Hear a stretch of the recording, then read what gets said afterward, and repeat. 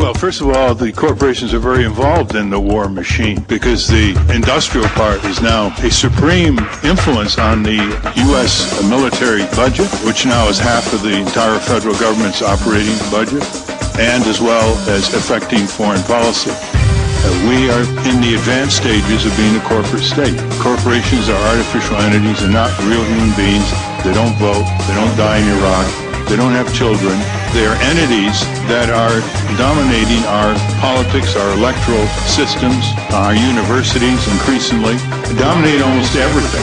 The clinical definition of fascism is when private concentrated economic power takes government away from the people, turns government into a guarantor, a subsidizor, a covering of corporate power.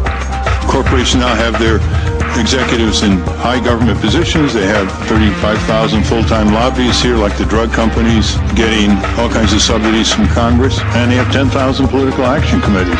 If you could quantify corporate power and civic power in Washington, D.C., civic power is probably 1% of corporate power.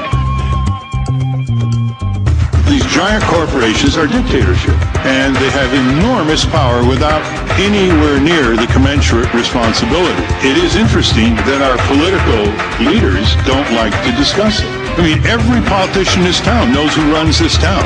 They know who runs the Defense Department, the Department of Interior, Department of Agriculture, Food and Drug Administration.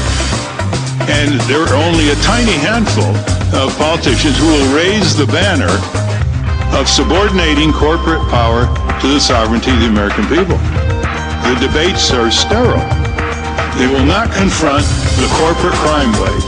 They will not confront the destruction of our democracy. They will not confront the usurpation of our electoral processes. Just imagine the violation of capitalist principles. These guys at the top who are paying themselves $10,000, $12,000 an hour in compensation, the CEOs, basically have repudiated the cardinal principle of capitalism, which is if you own property, you should control it. And now they have said to their owners, get lost. Get lost. Don't dare tell us what we're going to pay ourselves. After all, we're only your hired hands. We've got to mount an assault on the WTO and NAFTA. It pulls down our standards, so our workers have to compete with brutalized child labor in third world countries. We couldn't have gotten airbags under WTO because that would have been considered a unilateral move under this global trade agreement. It would be considered too high a standard imposed on importing cars. What WTO does, it prevents us from being first in the world. It is the greatest loss of sovereignty, local, state, and national, in American history. It's not about justice. It's not about agenda. It's not about mobilizing people. It's about dialing for corporate dollars.